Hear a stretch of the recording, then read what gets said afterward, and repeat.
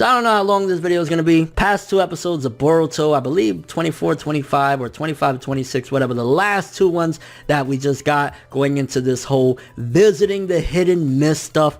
Honestly, it's been lackluster. You come from an arc like the Sarada Gaiden stuff, you know, finding out about Sarada, and even the episode after that end of that arc where we find out a little bit more of the Kage's visit and everything. Those were some great episodes. You come to these past 2 episodes, it almost feels like in-canon filler, which the anime is its own canon, I want to say, and what we've gotten in these past 2 episodes is like telling us shit that we already know, which Boruto has been at this point infamous of doing that. Is like, there's a new generation of viewers. They need to know, motherfucker, just let them watch Naruto, you know what I'm saying? Go do a recap of Naruto and they'll find all that shit out. Like, please, I don't need another reintroduction to the 7 swordsmen. I don't need all of that shit. It's like, please, just stop. From the first episode, from I guess the last episode or whatever, when they first went on the field trip, which it was ridiculous as long as it took to get on the field trip. It was ridiculous, the amount of filler and nonsense that I didn't care about. I think Iwabe has been the most interesting character from our core team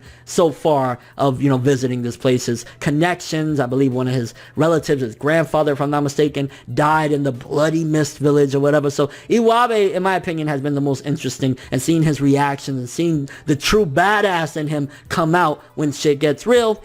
Boruto is like, I guess the adversity that he's facing is kind of interesting. That, hey, you know, you're Uzumaki, you know what I'm saying? If I kick your ass. So it's kind of interesting to see one of the things that Boruto hates the most is being compared to his father, and, you know, living under his father's shadow is being thrown in his face a lot. So in that regard, somewhat interesting. Sarada's definitely taking a back seat. She's not really that important in this arc. She's not really doing too much that is noteworthy. But then again, she just had a whole arc about her, so you can't really complain. But man, it was the end of that first episode where it actually got interesting, where we got more of Iwabe and we got to see somebody that seemingly, I want to say, is connected to another character from Naruto. I don't remember if it's been revealed in the actual anime or not, but those last few thugs at the end of that first episode that came and approached everybody, whatever, those were kind of interesting characters. I like seeing them, and I think they're going to play a big role, and it's going to be interesting to see their connections. And also, I guess Kagura, which he looks very similar to the 4th Mizukage, he's been pretty interesting as well. You could definitely tell there's a darker nature to him,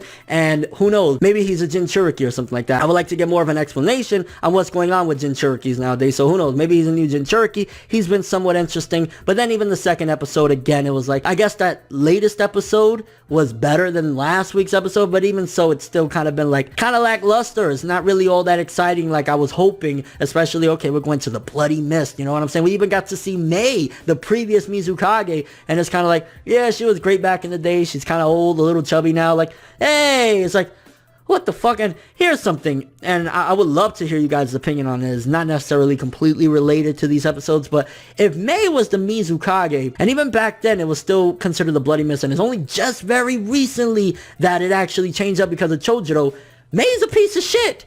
She's a terrible fucking bitch.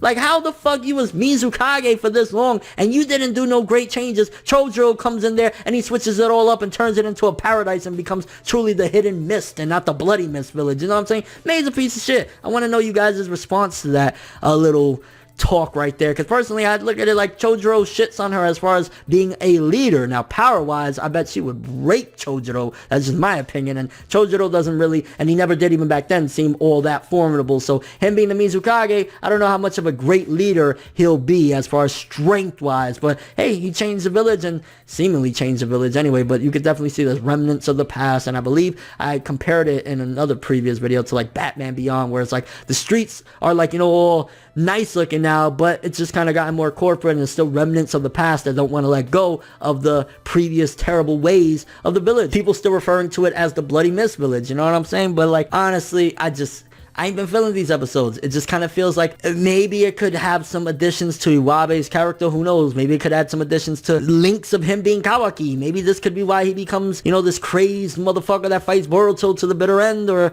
maybe it could have absolutely nothing to do with anything. You know what I'm saying? So just got to play by ear with that one. But like, I'm kind of ready to get out of this arc already. And I don't know how long it's going to be. Maybe it could get interesting with like this Kagura guy. Maybe we'll find out something more about him, because there's definitely something off with him when he was fighting Boruto, and then afterward he kind of looked a little crazed or shocked or whatever, like he was falling into it. I'm imagining he was a really bad killer, especially we know about their tuning exams or whatever, or their graduation exams. It's like he was probably a really bad killer, and he snaps into those ways, and maybe he's a little off in the head or something, but like this arc ain't really cutting the mustard, especially you come from Sarada Gaiden that was absolutely amazing. This feels mediocre at best in comparison. So let's get out of this arc. Curious what you guys been thinking about the Boruto anime the past 2 episodes. How do you feel about it? Do you think that this could in any way accentuate, is that a word? I want to say it is, Iwabe's connection to being Kawaki and being an evil motherfucker? Like, hey, the hit and miss, he's been through a lot, or it's just absolutely nothing, not really. I believe at the end of the latest episode,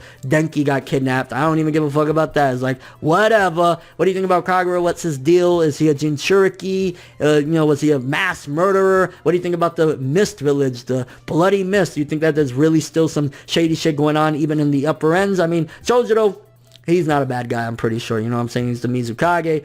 Mei wasn't, well, again, I guess I want to ask you guys that same question. Was Mei a piece of shit or not? What's going on there? And your thoughts? Kind of disappointed with Boruto past couple episodes. Let's get to something great. Right now it's kind of like these thugs, and one of them that might have a connection to a previous villain in Naruto might be interesting. Let's get more of that. Less of the, hey, we're a class on a trip. I don't give a fuck. Just get to the story. But that's all I have for this one, though. Thanks for watching. Hope you enjoyed. If you liked anything I had to say or enjoyed the video, drop me a like. I'd greatly appreciate it. And if you want more from me, make sure to subscribe. Follow me on Twitter, Instagram, and stalk my Facebook to get more when the video ends. I'm ForneverWorld, and as always, people, have an awesome day.